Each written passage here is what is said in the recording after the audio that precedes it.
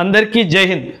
UPSC రీసెంట్గా ఒక కీలకమైన నిర్ణయం తీసుకుంది. ఏంటంటే UPSC civil services prelims exam conduct చేసిన వెంటనే వీళ్ళు ఒక ప్రొవిజనల్ కీ రిలీజ్ చేస్తారు. ఏ స్టూడెంట్కైనా ఏదైనా కీలో అబ్జెక్షన్ ఉంటే 3 స్టాండర్డ్ రిఫరెన్సెస్ నుంచి ఈ అబ్జెక్షన్స్ రేస్ చేసి యూపీఎస్సీకి సబ్మిట్ చేయాలి.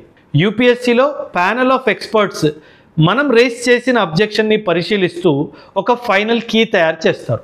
ఈ ఫైనల్ కీ రిలీజ్ చేసినప్పుడు మనం రేస్ చేసిన అబ్జెక్షన్స్ కరెక్ట్ అయితే దాని ప్రకారంగానే కరెక్షన్ జరుగుతుంది అని చెప్పేసి కూడా యూపీఎస్సీ చెప్పడం జరుగుతుంది.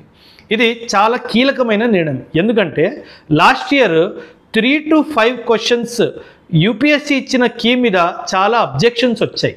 సో దీంతో యూపీఎస్సీ ట్రాన్స్పరెంట్గా పనిచేయట్లేదని, యూపీఎస్సీ ఇస్తున్న కీలో తప్పులు ఉంటున్నాయి, దానివల్ల స్టూడెంట్స్ కెరియర్ పాడవుతుందని చెప్పేసి ఇలాంటి కీలకమైన నిర్ణయం తీసుకోవడం జరిగింది.